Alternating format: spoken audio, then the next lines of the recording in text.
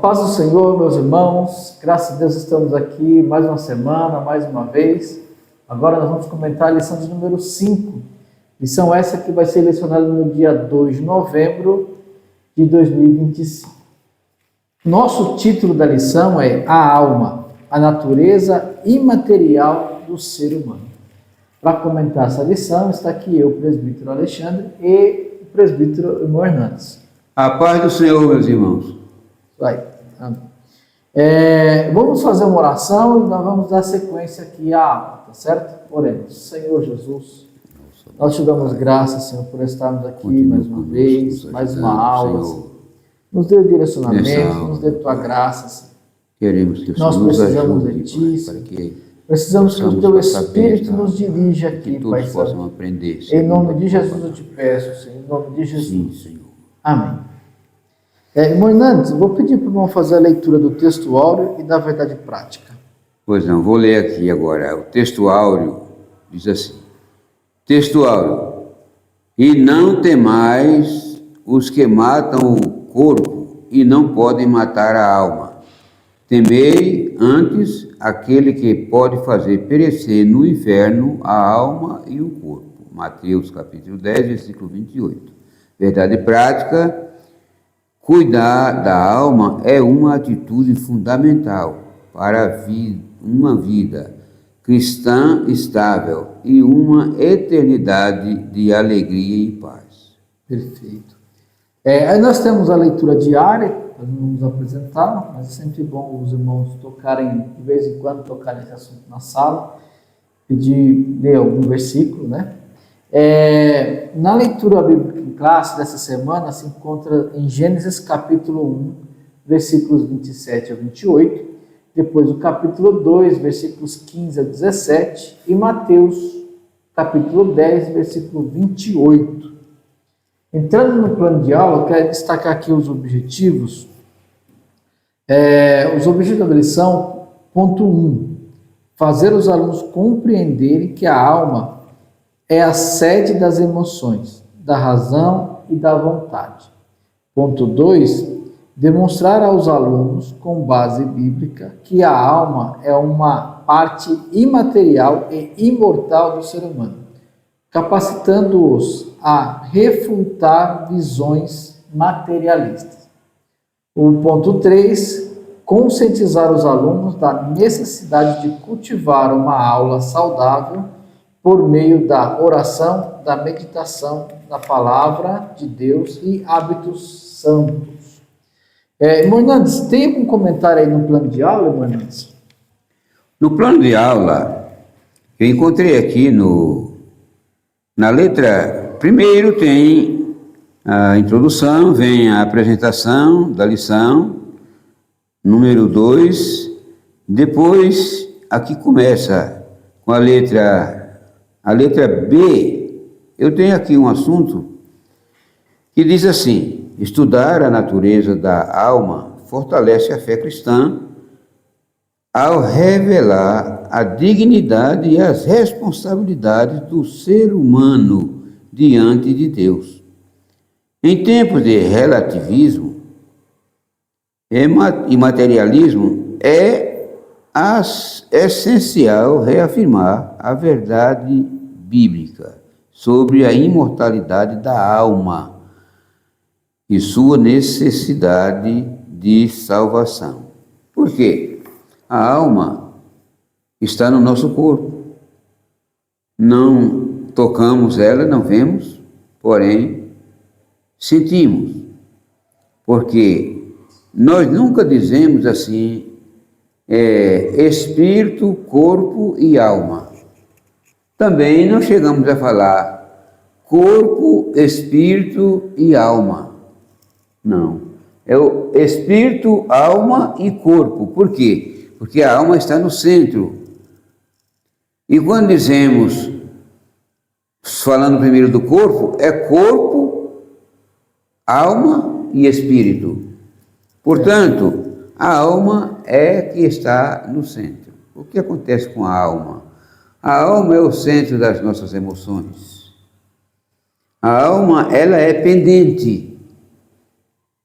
Olhando para os lados normais da Bíblia, a alma é pendente. O espírito quer a vontade de Deus inteiramente. Por isso Jesus falou assim: vigiai, porque na verdade o espírito está pronto, preparado, mas a carne é fraca. Então a carne puxa para o lado das coisas carnais, das coisas mundanas, das coisas que não agradam bem a Deus. Mas o que acontece com a alma? A alma vai acompanhando o corpo. Normalmente ela não rejeita, ela vai pendente para o lado do corpo. Mas o espírito não concorda. Se o espírito, o crente busca a Deus em espírito, a alma vai com o espírito, certo? E serve a Deus normalmente. Portanto, a alma é esse objeto que nós temos no corpo pendente, que é o centro das nossas emoções. E precisamos de tomar bastante cuidado com isso, ao ensinar ou ao falar com os irmãos, porque alguém pode confundir e dizer alguma coisa sobre a alma que não é isso. Mas olhando para a Bíblia, a alma está no centro. É como, por exemplo, se fosse uma clara de ovo, comparando assim, uma clara de ovo. A casca é o corpo, o nosso corpo é a casca.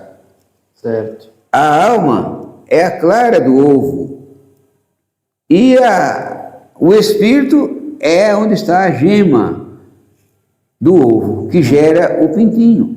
Aí eu faço a comparação dizendo o seguinte, só para encerrar esse ponto aqui: quando o ovo sai, o ovo tira o pintinho, lá no ninho fica só a casca do ovo, não é isso? É. O homem, quando morre, o corpo vai para o pó, e é como se fosse a casca do ovo. Mas eu pergunto, e para onde foi a clara e a gema do ovo? Se o pintinho saiu piando atrás da mamãe, da galinha no caso, a clara do ovo e a gema se tornaram aquele pintinho, não é isso? Então assim também o nosso corpo, depois que ele desce para a tumba, para a sepultura, a alma e o espírito, eles não ficam assim, não, eu sou a alma, eu sou o espírito. Não, os dois se unem e chegam perante Deus, salvos. Isso significa a alma. Então ela vai para os dois lados. Portanto, devemos ter cuidado de procurar sempre ter o lado mais servindo a Deus em espírito. Isso aí. Falando um pouquinho da introdução, irmãos, aqui eu não vou tecer muitas informações, mas essa primeira lição nós vamos falar sobre a alma. E ao falar sobre a alma, o Hernando já deu aqui um breve comentário, muito importante. Isso é importante que a gente entenda que a alma é a parte imaterial ou espiritual do ser humano. E por ser bem colocado aqui, a alma e o espírito, eles são juntos. Não tem como nós, seres humanos, ou alguém tentar separar, porque eles são juntos, eles estão unidos. É claro que a gente não consegue explicar até que ponto é essa união, como está, mas aí eu refriso aqui, passo novamente a informação de Hebreus capítulo 4, versículo 12, né? Que lá a palavra de Deus, ela vai na divisão da alma e do espírito. Então isso é importante para dizer que são coisas diferentes, mas estão juntos, estão ligados. Agora vamos entrar no nosso ponto aqui. Nós temos o ponto 1, atributos da alma. Nós temos de volta ao Gênesis. Depois nós temos o ponto 2, entre o espírito e o corpo. E aí nós temos o ponto 3, a alma abatida.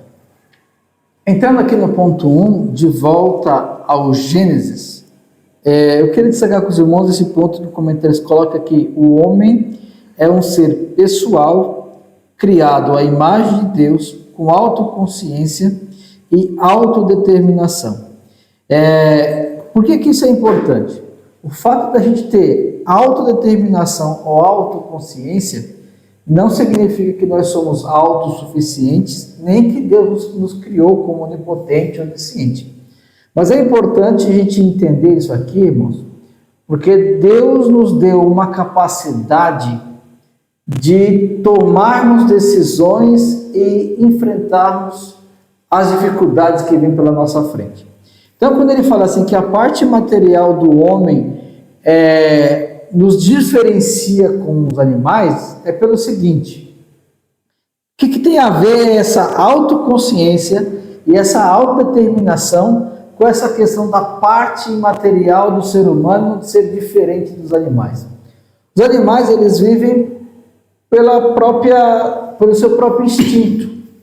Então, ao viver pelo seu próprio instinto, o que está na selva, ele vai tentar caçar, fugir da caça, vai atrás de alimento nas árvores, ele vai ter a sua vida, mas ela vai estar limitada àquele círculo.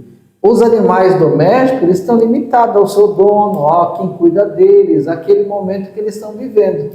Agora, o ser humano, nós temos a capacidade de certa forma, criar coisas novas ou de inventar situações.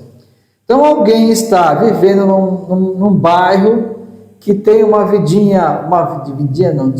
tem uma vida normal, o dia a dia dele é acordar cedo e trabalhar, voltar, final de semana vai fazer compra de comida e tal, mas de repente essa pessoa fala: não, quer saber, eu acho que eu não quero mais essa vida não, eu quero mudar. Eu quero fazer algo diferente. E aí ele começa a correr atrás de algo diferente. Ou seja, nós temos essa autoconsciência, nós temos ideia, nós conseguimos pensar um pouquinho sobre o que nós estamos fazendo, o que nós somos, o que eu quero, e tudo isso tem a ver com essa questão nossa espiritual, essa questão nossa, da nossa alma, de querer algo diferente, de que estar ligada, de interpretar aquilo que nós estamos vivendo à nossa volta. Isso tem a ver com essa autoconsciência e autodeterminação. E note que, quando a gente fala dessa nossa semelhança com Deus, a imagem e semelhança de Deus, isso tem tudo a ver com Deus. Porque Deus, quando Ele decide uma coisa, então Ele gera os seus planos. Quando Ele decidiu criar os anjos, da forma que Ele decidiu, Ele foi lá e fez. Quando Ele decidiu criar o ser humano nessa estrutura que nós estamos falando, então Ele decide criar o ser humano. E olha como isso é importante, porque Ele cria o ser humano e Ele já faz o plano de salvação para esse ser humano. Ou seja, Ele determinou isso. E essa autodeterminação, essa autoconsciência, é algo que nós seres humanos vivemos. Tem hora que a gente vive por situações que a gente fala: não, eu preciso fazer algo diferente, eu preciso fazer algo. E da onde vem essa vontade? Que motivação é essa? Muitas delas é a ação de Deus, do Espírito Santo em nós, mas parte delas também é coisa nossa, por sermos seres humanos criados com essa capacidade. E aí ele fala que Deus nos deu uma ordem que é encher a terra, sujeitai-a e dominai. Então, essa capacidade nossa de dominar, de criar, de tomar uma decisão moral, tudo isso vem da nossa alma. E aí, complementando, nós temos aqui, olha, isso é exemplificado originalmente na aptidão de lavrar e guardar o jardim, discernir o certo e o errado e fazer escolhas, dar nomes aos animais. Então, veja bem, até parece meio estranho, porque, de certa forma, conhecer o bem e o mal foi algo que veio depois que o homem comeu do fruto. Mas se nós analisarmos, o homem tinha uma noção, pelo menos, do que era certo.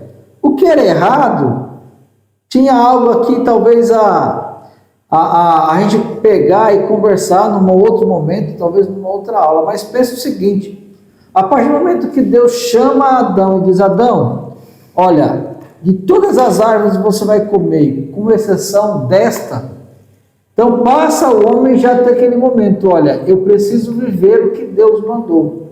Então, para viver o que Deus mandou, eu não vou comer dessa árvore. Então ele tinha o poder de decisão. E esse poder de decisão é tão sério que quando a serpente fala com Eva, Eva fala logo, eu não posso comer dessa árvore. Eu não tenho condições.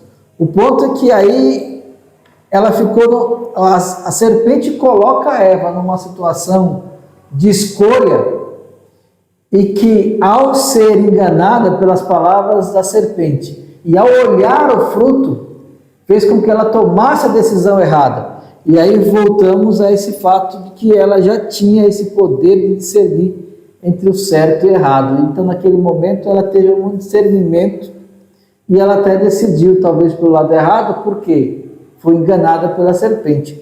Mas esse poder de certo e errado, ele já tinha. E Adão deu nome a animais, então a inteligência, a capacidade criativa do ser humano, tudo isso não é simplesmente a nossa carne, mas essa parte imaterial que nós herdamos diretamente de Deus. E aí, Morando, queria que o irmão continuasse aqui o comentário no ponto 2. Muito bem, no número 2 aqui eu comecei a falar parecido um assunto com esse que está aqui, que está escrito assim: entre o espírito e o corpo. Isso aí. Positivo. A alma é o centro, está no meio, certo? Se o corpo puxar, se a carne puxar para o lado, a alma está junto. Se o espírito puxar para o lado dele, que é a vontade de Deus, a alma também vai junto com o espírito. Exato. Ela é pendente desse sentido. Por exemplo, aqui, nesse ponto que nós lemos, a alma do homem é sua personalidade ou distintivo pessoal. Seus 3 atributos principais são emoção ou sentimento, razão ou intelecto, emoção ou sentimento, razão ou intelecto. E aqui está escrito volição ou vontade. Quer dizer, portanto, veja bem uma coisa aqui. A sede dos afetos, raciocínio, impulsos, desejos e decisões, o ser humano emprega esses atributos em sua comunicação com Deus e com o mundo físico, principalmente seus semelhantes. Para ter comunhão com Deus, a alma serve-se do espírito para comunicar-se com o próximo. O veículo são o corpo. Então veja bem uma coisa, Jesus ensinou muito claro sobre isso, sobre fazer com a vontade de um ou do outro, principalmente o espírito, ou escolhe a alma. Não, Jesus ensinou dizendo assim para nós, que devemos renunciar. É o que o irmão falou aqui sobre Eva. Eva, se tivesse pensado bem naquela hora, com aquela palavra enganosa da serpente, ela não teria caído no fracasso que caiu, na verdade. Mas quando depois que, veja bem uma coisa, irmãos, depois que a Eva caiu, o Adão, Deus não chegou primeiro para ela. Deus chegou primeiro para Adão, porque ela comeu e deu para Adão, e Adão comeu com ela. O resultado, como Deus tinha dado a ordem para Adão, e não foi para Eva, nesse caso, né? Então Deus foi falar com Adão. E Adão, logo depois que já tinha o pecado, o que é que ele fez? Ele se desfalsou, como se não tivesse acontecido nada, não foi ele o causador. E ele disse: a mulher que tu me deste por companheira, ela me deu do fruto e eu comi. Aí Deus vira para a mulher e pergunta para ela: mulher, por que você fez isso? E ela fez a mesma coisa que Adão fez. A serpente me enganou e eu comi. Olha como eles tiveram a saída para disfarçar.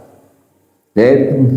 Mas perderam, porque não obedeceram à voz do Espírito. Não usaram a renúncia que Jesus ensinou muitos anos depois. Nesse sentido aqui, por exemplo, mais abaixo fala, para ter comunhão com Deus, a alma serve-se do Espírito. Olha só. Para ter comunhão com Deus, a alma serve-se do Espírito. Exato. Mas a diferença é que, para comunicar-se com o próximo, o veículo são o corpo e seus órgãos sensoriais, pele, olho, ouvido, nariz, boca, tudo isso é do corpo. E com o sentimento deles, olha, os olhos... Pode observar uma coisa, os olhos vão ali para aquele lado e desejam alguma coisa, não é isso? E se ele quiser executar aquele desejo, a alma está junto. Não tem nenhuma diferença. Se ele quiser executar aquele desejo que os olhos sentiu imediatamente, porque foi nos olhos, passou para a mente e chega no coração. E a alma está junto desse lado.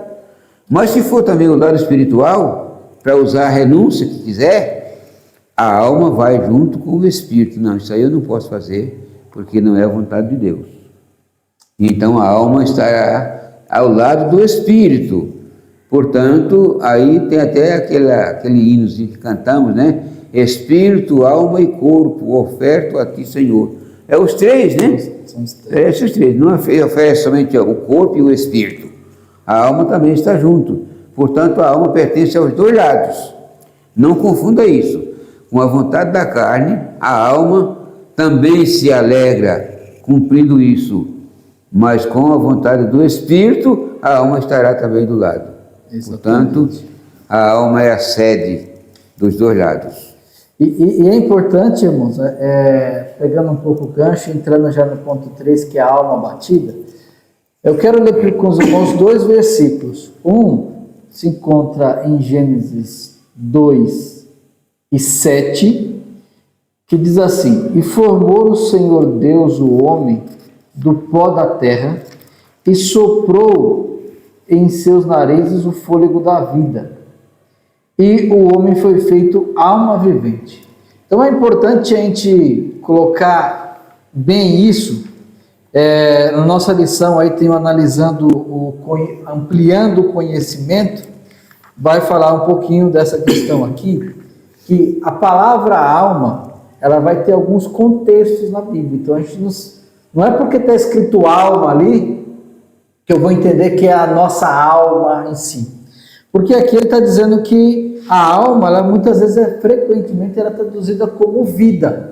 Então aqui, por exemplo, ela está sendo traduzida como vida, que formou o Senhor Deus o homem do pó da terra e soprou em seus narizes o fôlego da vida. Aqui seria o Espírito, foi o Espírito que veio de Deus. E aqui tem uma coisa que é um momento que é difícil da gente explicar. E o homem foi feito alma vivente, ou seja, ser vivente, ele passou a ter vida. Então, essa vida que o homem agora passa a viver é uma vida que ele vai ter vontades, que ele vai analisar o que está à sua volta e vai interpretar aquilo e tomar ações em relação àquilo.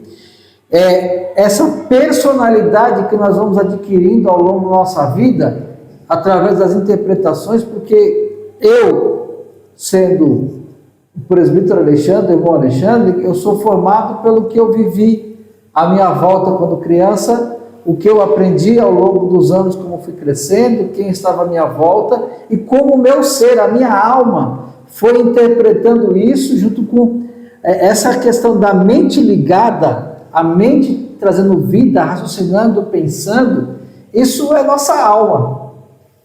É o motor da nossa alma que faz com que essas coisas aconteçam. Aí eu tenho as minhas vontades, eu tenho as minhas autodeterminações, a minha consciência, tudo isso vem porque eu tenho vida.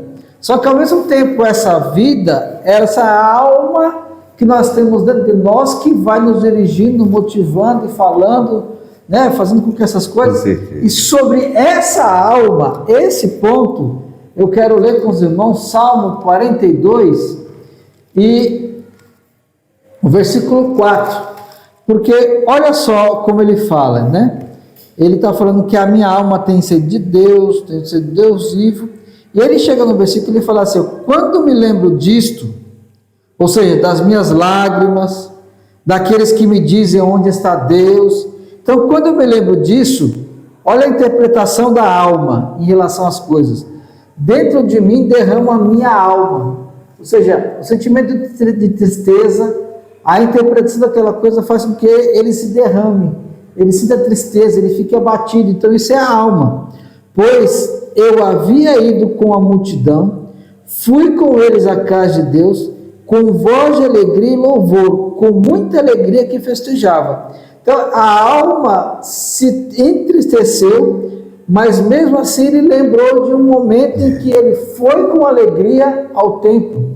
Então, a alma vai ter essas nuances. Muitas vezes nós estamos tristes, ou algo nos entristece, a gente não sabe por quê. Isso é uma reação da interpretação da alma do que nós temos à nossa volta. É muito difícil explicar detalhe por detalhe, mas é exatamente isso que acontece. E esse item 3 aqui, ele vai trazer algumas experiências dessa questão da alma dentro dele, a alma que se perturba, minha alma tem sede de Deus, do Deus vivo. O Salmo 51, né, no qual Davi fala que da sua tristeza e o anseio por um espírito reto, voluntário, ou seja, são manifestações da alma dentro de nós. Isso é uma coisa que, mesmo pessoas que se dizem ateus, eles de alguma forma vão pensar um pouquinho sobre isso, porque é algo que está dentro de nós, e nós não conseguimos separar. O ser humano é o corpo, é a alma e é o espírito. São esses três juntos se manifestando, cada um dentro do seu ponto. Quando eu pego alguma coisa, quando eu toco algo, isso tem um reflexo na minha alma. É esse sentimento que o salmista descreve, o comentarista está nos colocando aqui, essa parte que nos faz ser diferentes, né? Se a gente for pegar o corpo, muitas vezes tem coisas que cada um de nós temos características, mas no final das contas parece que é a mesma coisa. Só que quando a gente vai manifestar o nosso entendimento, nossa interpretação, isso nos faz diferentes. Irmão Hernandes, nesse primeiro ponto aqui, o irmão tem alguma coisa a acrescentar?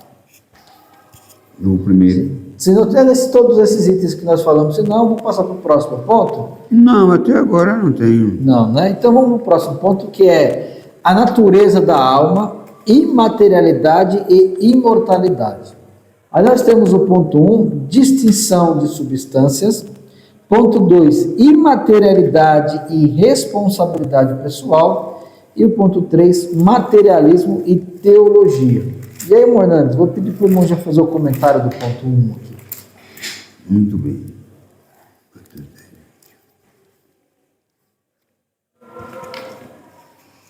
Aqui o segundo ponto, né? Isso. O número 1, diz assim: a natureza da alma, imaterialidade e imortalidade. Exato. Ela não é material e nem é imortal.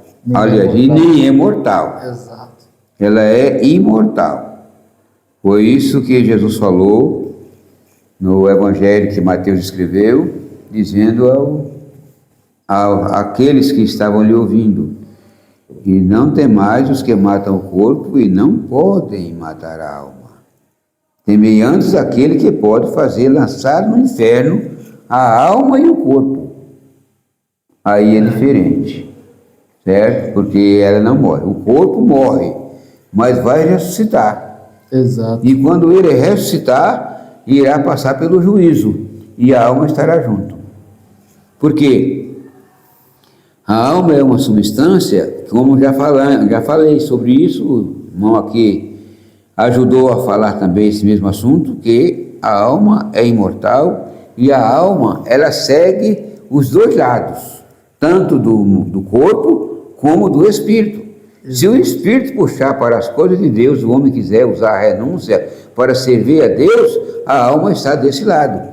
Mas se o homem quiser viver uma vida carnal, nos prazeres da carne, a alma também está desse lado também junto com ele, certo? Portanto, aqui, com clareza, está bem explicado que a distinção de substâncias, o texto de Mateus diz isso, mas lá mais embaixo diz assim: em primeiro lugar, Jesus expõe a clara distinção de substâncias entre as partes material e imaterial do homem. Uma tangível, o corpo que pode perecer por ação humana, outra intangível, a alma que não pode ser destruída pelo homem. Observe bem isso aqui e pense: o que é a alma? O homem destrói o outro homem e muda no momento os seus pensamentos, muda a sua história e acaba com ele, no caso. Mas a alma não. A alma é imortal. Por isso, devemos pensar nisso, que mesmo que o corpo for desfeito, mas ele vai ressuscitar. Eu não tenho assim, para os irmãos que estão me ouvindo aqui, nesta aula, eu não tenho um assunto profundo para ensinar os irmãos, buscando raízes e tal, do doutor que falou, do outro que explicou, não. Mas eu tenho apenas a Bíblia para dizer isso, o que Jesus ensinou. Para não temer os que matam o corpo e não ter o que fazer da alma. Observe isso: se a sua alma estiver salva, fazendo a vontade de Deus, você está tranquilo. Mas se você estiver fazendo a vontade da carne, do corpo, usando as delícias que você gosta para viver feliz sem Deus na vida, então, seu corpo, qualquer um homem pode destruí-lo. Mas saiba de uma coisa, que quando ele ressurgir na ressurreição, a sua alma estará junto. E ela foi ao lado do seu corpo, então ela estará perdida também. Pense nisso e vamos andando mais um pouco. Isso aí. Agora falando um pouquinho dessa parte da imaterialidade e responsabilidade pessoal, juntando um pouquinho dessas diferenças, o que Jesus falou sobre Deus poder jogar a alma e o corpo no inferno. Então isso mostra que nós temos uma responsabilidade nas escolhas. A alma e o corpo, os dois podem ir para o inferno. Irmão, nós estamos comendo esse assunto que não vai só a alma, né? Mesmo que nesse primeiro momento o corpo vai para o pó e fique por lá, mas há uma ressurreição. Mesmo para aqueles que vão para o inferno, há uma ressurreição. E aí Jesus fala o seguinte: Jesus refuta as concepções antropológicas materialistas existentes desde a antiguidade. Então, sempre houve pensamentos, filosofias, dizendo que não há parte imaterial e imortal. Então, existe uma grande quantidade de pessoas, ou teologias, ou pensamentos, filosofias, que o ser humano é esse aqui. Morreu, acabou, finalizou, não tem mais nada. Mas nós sabemos que a alma, ela é imortal. E eu fico às vezes pensando assim, um pouquinho, talvez isso não seja uma questão tão, nos ampara de forma tão concreta, mas eu fico imaginando como seria a humanidade se não houvesse esse livro escrito. Porque de uma forma ou outra existe uma verdade.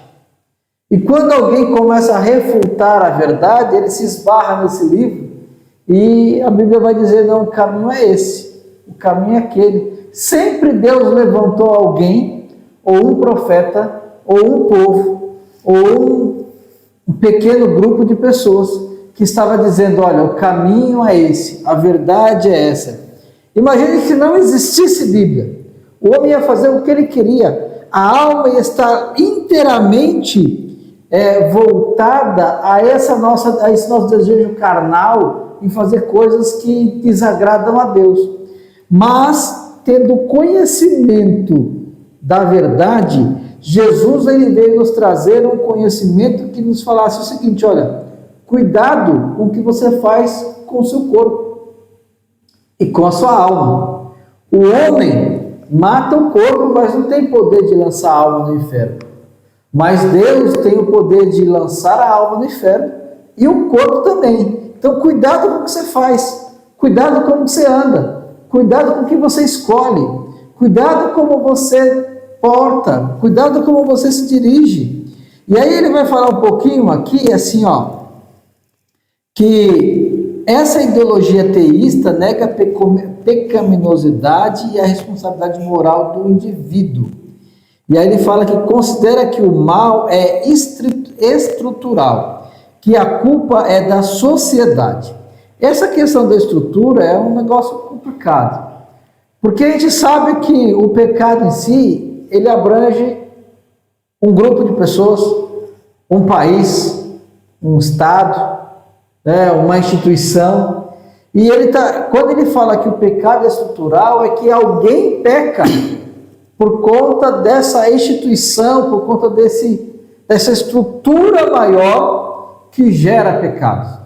Mas nós sabemos que isso pode acontecer. Claro, uma estrutura maior que força as pessoas a pecarem faz com que as pessoas pecam. Mas um grande exemplo disso é Daniel e seus amigos na corte de Babilônia. Porque na corte de Babilônia havia um impulso, uma estrutura pecaminosa. Mas Daniel e seus amigos falaram: não, nós não vamos entrar por esse caminho, nós vamos ser diferentes. E ao fazer isso, eles foram contra a estrutura, mostrando que o pecado pode ser até estrutural, mas ele é primeiro individual. Ele só chega na estrutura por conta do indivíduo. E aí, Mornando, queria que eu continuasse um pouquinho aqui, eu falasse um pouquinho do item 3. Não, na verdade, ainda aqui, irmão, no item 2, encerrando aqui, na verdade, que eu dei uma cortadinha, certo. Diz o texto aqui, já terminando, nesse ponto, é importante observar que em vários textos das Escrituras, a parte imaterial é representada ora pela alma e ora pelo espírito. Quer dizer, tanto ela é representada, um momento ela é representada pela alma, outra hora é representada pelo espírito. Quando é na vontade da carne, geralmente a alma estará junto, mas quando é também na vontade do espírito, a alma também está junto. Uma hora é pela carne, outra hora é pelo espírito, na verdade. Então, o que continua dizendo aqui, que nesses casos, as referências sempre abrangem ambas as substâncias, devido à sua inseparabilidade. Ela não se separa, ela está com um e está com o outro, certo? Porém, sempre ligada ali no centro. A alma é essa parte, o centro das emoções, tanto para um lado como para o outro. Pense nisso, quando se estiver fazendo a vontade da carne, também a alma está junto. No entanto, se for pecado, ela está participando. Mas quando você está também jejuando, orando, buscando a Deus, fazendo a vontade de Deus, certo? Pensando nessas coisas, renunciando às coisas más, a alma também está desse mesmo lado. E então, quando você partir para a eternidade salvo, a alma está junto com você, com o espírito ali salvo. Mas se você partir para a eternidade com as coisas carnais perdido, a alma também estará junto. Exato. Aí, no finalzinho do item 2, entrando já no ponto 3, fala assim, toda ideologia que promete soluções absolutas para o problema do homem por meio de doutrinas sociais, políticas ou econômicas incorre no mesmo erro.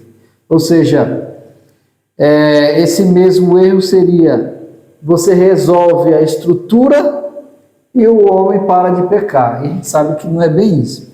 E aí, seguindo um pouquinho nessa linha, o comentarista no item 3, ele vai falar de duas teologias que tem uma vertente católica, uma vertente evangélica, protestantes.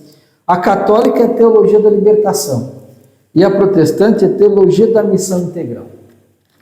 Essas duas teologias, irmãos, elas são teologias que foram criadas, elas foram pensadas, criadas a partir da realidade da América Latina. Então, tanto a vertente católica quanto a vertente evangélica protestante, elas começam a analisar a forma como nós vivemos, como, de alguma forma, aí eu vou ter que usar esses argumentos, porque é assim que eles pensam, como o povo pobre dessa região, eles são explorados, eles são colocados à margem, eles são tratados, na sua maioria, como pobres e, de alguma forma, sofrem por isso. Então, essas teologias, elas vão trazer pensamentos ou ações que vão fazer com que o ser humano saia dessa condição de ser simplesmente o isolado, aquele que foi deixado à parte, aquele que foi deixado sem uma ação. Por quê? Pensando um pouquinho no anterior, eles vão tentar destruir estruturas. Por isso que ele coloca que aqui tem um pouquinho a ver com o marxismo. Eu tenho essa questão, essa luta entre classes, e envolve um pouco essas teologias. Embora ela possa ter o seu lado de verdade, não é uma coisa que a gente tem que se basear, porque nós entendemos, que aí é até um pouquinho mesmo da teologia da Assembleia de Deus, nós entendemos que quando o Espírito Santo, ou quando alguém se entrega a Cristo, a ação de Deus dentro de nós nos liberta e nos faz ser prósperos. Nós não precisamos de uma estrutura ser quebrada para a gente ser diferente ou para a gente viver melhor. Nós precisamos sim, nos entregarmos a Cristo e a partir da entrega a Cristo viver o Evangelho de Jesus, e isso nos trará liberdade independente de onde for. É um pouquinho do que significa essa teologia da libertação e teologia da missão integral. Eu até gostaria que alguns dos irmãos aí, os irmãos e irmãs, antes de talvez fosse falar com os alunos, estudasse um pouquinho mais sobre isso, buscasse alguma coisa, mas aqui é só um breve resumo para os irmãos. Irmão Hernandes, nesse item 3, vamos ter mais algum ponto a comentar aqui, no ponto anterior? Não temos, não. Vamos passar. Então, vamos para o próximo ponto, irmãos, que é a alma renovada e submissa a Deus. Aí nós temos aqui o item 1, edificação e saúde, e o item 2, purificação e renovação. Aí, irmão Hernandes, queria que o irmão comentasse aqui o primeiro item aí, por favor, edificação e saúde. A alma renovada, submissa a Deus, edificação e saúde. A estabilidade da nossa vida cristã e nosso destino eterno dependem de como cuidamos da nossa alma. Isso aqui é um aviso que eu não chamo nem de somente aviso, não. Isso aqui é realmente uma advertência. Exato. É uma advertência para que nós tomamos cuidado se nós estamos realmente fazendo a vontade da carne e a alma está do nosso lado, concordando, trazendo alegria, trazendo prazeres carnais, ou se nós estamos mesmo usando a renúncia e fazendo a vontade do Espírito, e a alma também está feliz com isso. Então, muitas vezes podemos até ficar um pouco perdidos nisso aí, sem entender direito, porque estamos felizes, estamos bem, estamos alegres, estamos contentes e tal, mas estamos fazendo a vontade de Deus? Então, é preciso pensar nisso. O que diz aqui o texto dessa explicação? Por exemplo, como cuidar da alma é muito interessante isso. Diz aqui, a oração é um meio eficaz para nos livrar da ansiedade, um transtorno de dimensão global. Deus nos dá sua paz e protege nossas emoções e pensamentos e nos guia no caminho de sua vontade. Nossa parte é alimentar nossa mente. Agora, na continuação aqui, veja bem, apenas com o que edifica, não é para alimentar a nossa mente com qualquer coisa. Alimentar a nossa mente com aquilo que nos edifica, certo? O que falamos? O que falamos? O que é que nós estamos conversando? Será que está agradando a Deus a nossa conversa, as nossas histórias, ou o que estamos falando, às vezes mal um do outro, ou coisa semelhante? Pensando nisso direitinho, porque a alma está do mesmo lado, certo? A nossa parte é fazer a vontade de Deus, em primeiro lugar. O que falamos, o que ouvimos. Até no ouvir também, irmão, pode trazer alguma murmuração até, da parte do que estamos ouvindo. Mas, meu Deus, por que está saindo isso? Por que eu estou ouvindo isso aí? Às vezes, assistindo um programa de televisão, às vezes, assistindo um jogo de futebol, quando menos espera, dá aquele grito estranho, né? Com aquela alegria porque saiu um gol e tal, e aquilo ali não é tanto para nós, certo? Coisa semelhante a isso. Então aqui, para terminar esse ponto aqui que diz, Deus nos dá a sua paz e protege nossas emoções e pensamentos. Deus está protegendo também esse lado, Ele protege. Quando nós pensamos bem, entregamos a vida para Deus, Ele cuida de nós, até nessas horas, para saber dizer sim e saber dizer não. É o momento. E nos guia no caminho da sua vontade.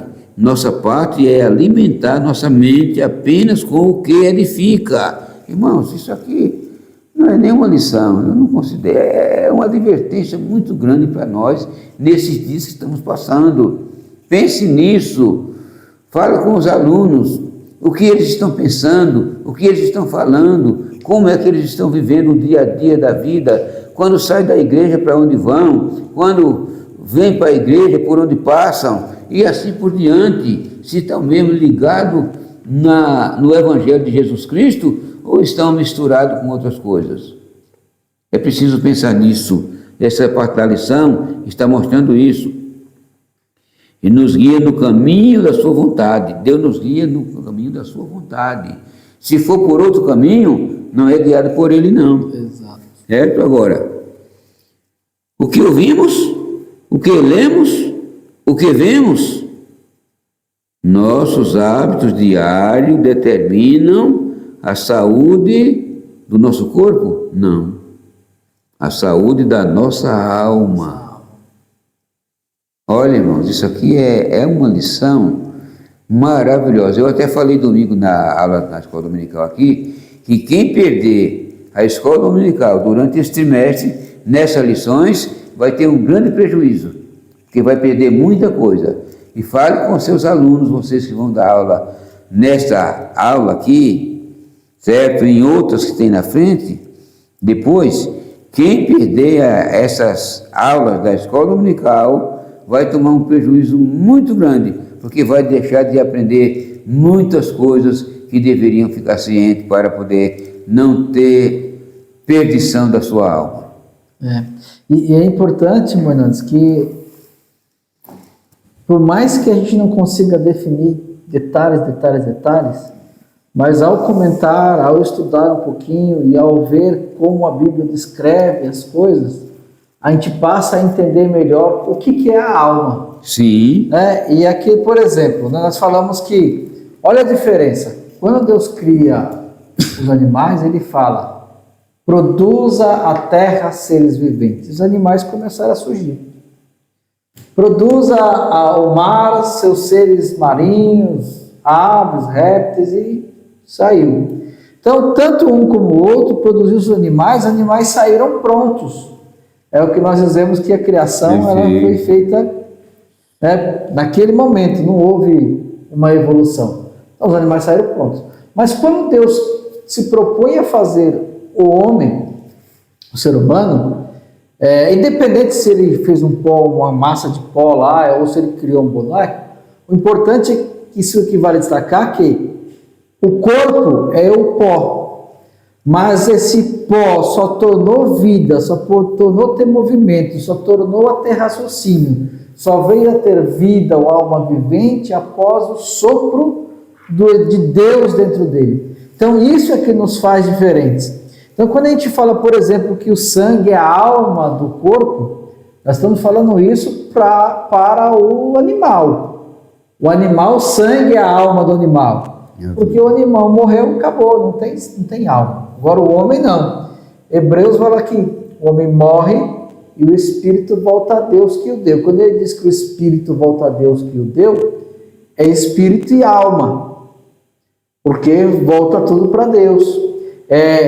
Essas coisas é difícil a gente explicar, mas é assim que nós entendemos.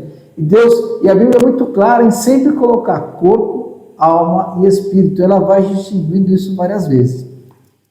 Aí entrando no segundo ponto aqui, que é purificação e renovação, nós vemos o quanto as nossas decisões, elas são importantes para purificar a nossa alma. Então, por exemplo, 1 Pedro capítulo 2, versículo 1, diz assim: deixando, pois, toda malícia e todo engano, e fingimentos, e inveja e todas as murmurações, desejai afetuosamente como meninos novamente nascidos, o leite é racional, não falsificado, para que por ele vades crescendo. Ou seja, há um incentivo nosso de tomarmos cuidado e buscarmos um caminho diferente para o nosso corpo. E esse caminho diferente para o nosso corpo, esse caminho da santidade, vai trazer purificação e renovação para a nossa alma. Ao contrário que, quando eu passo a ter ações do meu corpo pecaminosas, isso vai contaminando a minha alma, o meu espírito. E o comentário deixa isso muito claro, que nós temos que buscar seres diferentes. E aí ele fecha aqui dizendo, para que sejamos transformados e experimentemos a boa, agradável e perfeita vontade de Deus. Aqui tem uma coisa importante que vale a pena a gente frisar para os nossos alunos. Será que estamos vivendo, ou sentindo, ou experimentando a perfeita vontade de Deus para a nossa vida? Isso é algo que vale a pena a gente pensar, analisar, porque a partir do momento que eu passo a ter uma vida diferente, passo a buscar purificação e renovação para o meu corpo e, consequentemente, para a minha alma, eu vou viver essa boa, agradável e perfeita vontade de Deus.